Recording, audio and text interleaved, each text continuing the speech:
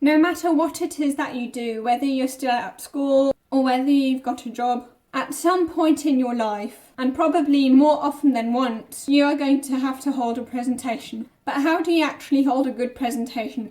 How do you hold a presentation that doesn't bore people to tears? So the first tip would be the structure. There was a TED Talk on presentations in which he said, so the structure should basically be, so what, now what? So what, why does it matter? What, so the actual thing you want to present, and now what they should do now or what they can take from what you've just said. So basically why the problem matters, what the problem is, and how to solve it. And then the second one would be body language. So in general, showing hand gesture, showing your palms, basically is a way in which people trust you more because you're kind of displaying that you haven't got any, from an evolutionary standpoint, that you haven't got any weapons or anything else in your hands and therefore can be trusted. If you look at Barack Obama, you'll notice that at the end of his sentences, he will often have a downward inflection. And in general, he will have a lot of downward movements. His eyebrows will kind of go together and down. And also with his hand gestures, he'll often move like this. And this is why he looks very serious. It's kind of a sign of authority. And of course, open body language will make you look more confident. Of course, also straight posture. And it's also very helpful because when we're holding presentations, we're often very nervous. However, we can influence how nervous we are through our posture. Standing straight actually reduces cortisol. That is because the mind and body connection isn't only like that when we, for example, feel depressed, we tend to slouch. We also, when we slouch, tend to feel more depressed. So simply through having confident body language, you're going to feel less nervous. And the third tip is, if you can, try to talk about something you're actually passionate about, you're actually interested in, because it is going to show whether you believe in your topic or not. And of course, if your audience has the impression that you don't believe in your topic, they're going to think, well, why should I think that what they're saying is actually true? And of course, if they feel like you are putting so much pressure on them to believe what you're saying, they're going to feel like, why are they putting so much pressure on me? Probably what they're saying can't be that true if they're trying to force this view on me. So the key is, and this is what I learned from Ed Mylett, it's not about making other people believe what you're saying. It's about making other people believe that you believe what you're saying.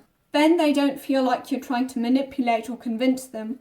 They simply feel like you're simply trying to show them something or to simply express your point of view. The fourth tip, if you can, use storytelling, because storytelling actually releases dopamine. That is why we like films so much. It's because they make us feel in a certain way. 10 minutes after hearing data or statistics, we only remember 5% of it. However, if it's wrapped up in a visual story, then we remember 65% of that 10 minutes later.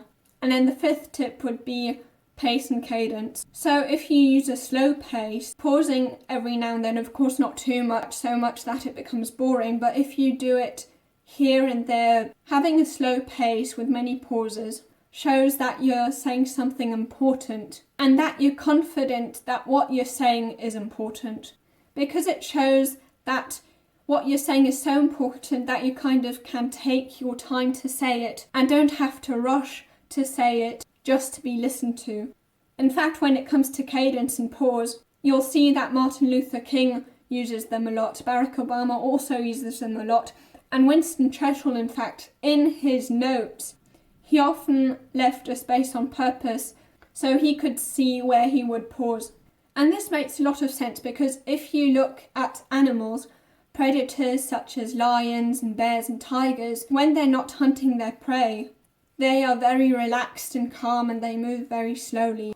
Whereas their prey, for example deers, move more hesitantly and more quickly. That is because animals who are predators can actually afford to move more slowly and more calmly because they don't have to fear that someone's going to hunt them as much. And in general, if your cadence is too quick, you're going to come across as very nervous sometimes. Whereas if you talk in a calm way, then it will show confidence that you're not nervous. It's all about having a self-determined pace opposed to having your environment set your pace.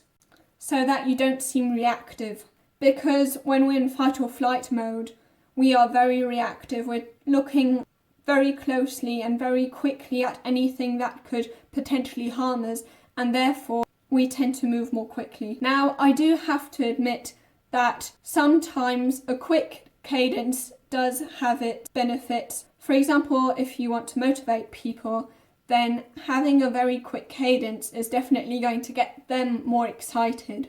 And also, maybe nowadays with our attention spans getting shorter and shorter, people may not want to listen to you for too long. But when you're not necessarily trying to be motivating, then having a slow cadence can be beneficial here and there. By the way, if you want to know more about how you can look confident, you can watch this video here.